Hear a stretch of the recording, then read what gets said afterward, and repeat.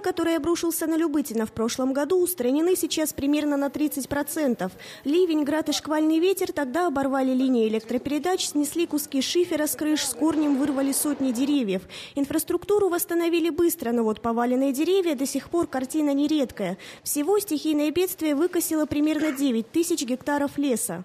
Основное, чего мы на сегодня добились, хотя не полностью, частично, это сделать противопожарные разрывы с тем, чтобы угроза, мы очень пережили тревожное лето, потому что, сами понимаете, это сухая древесина, завалы, возможно было любой сценарий событий.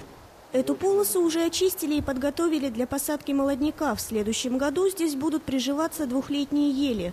Поломанные деревья на переработку уходят с трудом, хотя по производственным меркам породы довольно ценные – ель и осина.